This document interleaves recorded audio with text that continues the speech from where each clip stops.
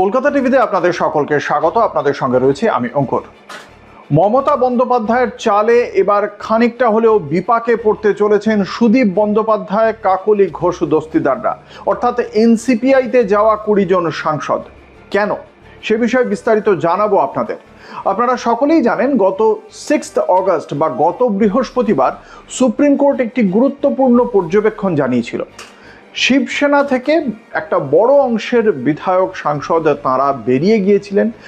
তারা বেরিয়ে যাওয়ার পর নির্বাচন কমিশন বিধায়কদের একটা অংশ তাদেরকেই যেমন নির্বাচনী প্রতীক তুলে দেন, অন্যদিকে সাংসদদের বিষয়েও কোনো রকম আপত্তি প্রকাশ করা হয়নি স্পিকারের পক্ষ থেকেও। এবং সেই বিষয়ে দুটি মামলা দায়ের হয়েছিল। একটি নির্বাচনী প্রতীক চলে যাওয়ার বিষয়ে উদ্ধব ঠাকরে, শিবসেনার পক্ষ থেকে যিনি প্রতিষ্ঠাতা বাল ঠাকরের পুত্র, তিনি একটি মামলা করেছিলেন। এছাড়া সুনীল প্রভু একটি মামলা করেছিলেন যে বিধায়করা বেরিয়ে গিয়েছেন সেই বিষয়ে।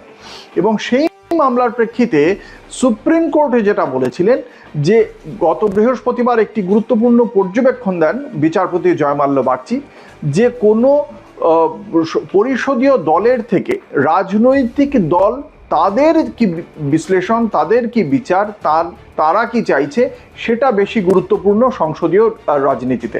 এবং এই সংসদীয় গণতন্ত্রে যেভাবে নির্বাচন কমিশন নির্বাচনী প্রতীক অন্য পক্ষের হাতে তুলে দিয়েছে, সেই সিদ্ধান্তটা সঠিক নয় বলেও পর্যবেক্ষণ ছিল সুপ্রিম কোর্টের। শিবসেনার সম্পর্কে এই কথা সুপ্রিম কোর্টের পক্ষ থেকে পর্যবেক্ষণ আসায়, সেই বিষয়ে আশায় বুক বাঁধে তৃণমূল কংগ্রেস। কারণ তৃণমূল কংগ্রেস থেকে 20 জন সাংসদ বেরিয়ে গিয়ে এনসিপিআইতে যোগ দেয়। সে বিষয়ে তৃণমূল কংগ্রেসের পক্ষ থেকে লোকসভার স্পিকার ওম বিড়লার কাছে লিখিত অভিযোগ জানানো হয়। তারপরেও ওম বিড়লা এই বিষয়ে কোনো পদক্ষেপ করেনি। অন্যদিকে আমরা দেখতে পেয়েছি যে রাজ্য বিধানসভায় 60 জন বিধায়ক ঋতব্রত বন্দ্যোপাধ্যায় গোষ্ঠীর সঙ্গে রয়েছে এবং তারাই তৃণমূল কংগ্রেসের মূল দাবিদার। তারা তৃণমূল কংগ্রেসের নাম এবং সেই দলীয় প্রতীক ঘাসফুল নেওয়ার জন্য নির্বাচন কমিশনে নিজেদের নথিপত্র জমা দিয়েছে। অন্যদিকে কালীঘাট শিবিরের পক্ষ থেকেও নির্বাচন কমিশনের কাছে সে বিষয়ে নথিপত্র জমা দেওয়া হয়েছে। যদিও এখনো পর্যন্ত নির্বাচন কমিশন এই ঋতব্রত শিবিরের হাতে ঘাসফুল প্রতীক তুলে দেবে কিনা সে বিষয়ে সুনিশ্চিত নয়, কিন্তু শোনা যাচ্ছে কালীঘাট শিবির এই বিষয়ে মানসিকভাবে প্রস্তুত। যদি ঘাসফুল প্রতীক ঋতব্রত শিবিরের হাতে তুলে দেওয়া হয়, তাহলে তারা কি করবেন পাল্টা কর্মসূচি ভাবা রয়েছে। কিন্তু সুদীপ বন্দ্যোপাধ্যায়, কাকলি ঘোষ দস্তিদাররা যারা এনসিপিআইতে গিয়ে যোগদান করেছেন, তাদের বিষয়ে এবার শিবসেনার মামলা থেকে শিক্ষা নিয়েই তৃণমূল কংগ্রেসের কালীঘাট শিবির ভাবছে সুপ্রিম কোর্টের দ্বারস্থ হবে। খুব শিগগিরই সুপ্রিম কোর্টের দ্বারস্থ হয়ে এই বিষয়ে তাদের বক্তব্য জানাবে তারা। কারণ সুপ্রিম কোর্ট এর আগেই পর্যবেক্ষণে জানিয়েছে যে রাজনৈতিক দলই গুরুত্বপূর্ণ, পরিষদীয় দল নয়।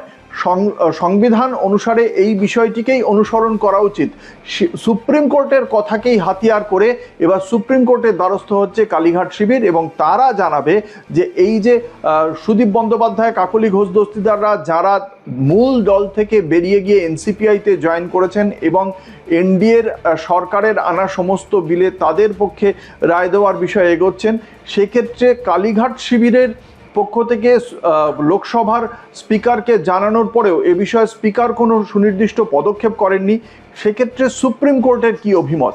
সুপ্রিম কোর্ট যদি তার পর্যবেক্ষণের পথেই হাঁটে, তাহলে এই সুদীপ বন্দ্যোপাধ্যায়, কাকলি ঘোষ দস্তিদারের মতো 20 জন সাংসদের কপালে দুঃখ থাকতে পারে। তাদের বিরুদ্ধে তাদের যে সাংসদ পদ খারিজ হওয়ার যে আর্জি জানানো হয়েছিল এর আগে, সেই আর্জি শেষ পর্যন্ত শীর্ষ আদালত দেবেন কিনা সেটা পরবর্তী বিষয়। কিন্তু শীর্ষ আদালতের আগের পর্যবেক্ষণ যদি একই থাকে, তাহলে কিন্তু তাদের জন্য খুব সুখবর নেই। যদিও রাজনৈতিক মহলের আরেক অংশের মত যে আইনসভার ক্ষেত্রে চূড়ান্ত সিদ্ধান্ত নেবেন লোকসভা স্পিকার ওম বিড়লা। শেষ পর্যন্ত সুপ্রিম কোর্ট না লোকসভা স্পিকার, কে শেষ পর্যন্ত চূড়ান্ত সিদ্ধান্ত নেন, কোন সিদ্ধান্ত ঠিক থাকে সেটা পরবর্তী বিষয়। কিন্তু তৃণমূল কংগ্রেস যদি এই মুহূর্তে সুপ্রিম কোর্টের দ্বারস্থ হয়, তাহলেই কিন্তু একটা উদ্বেগ তৈরি হবে এনসিপিআই সাংসদদের মধ্যে, অর্থাৎ বিদ্রোহী বা দলত্যাগী তৃণমূল কংগ্রেসের সাংসদদের মধ্যে, সেটা বলাই যায়। সেক্ষেত্রে পরবর্তীকালে সুপ্রিম কোর্টের পদক্ষেপের দিকে আমাদের নজর থাকবে। আপনারাও সে বিষয়ে জানতে চাইলে চোখ রাখুন কলকাতা টিভির পর্দায় রাত দিন 7 দিন।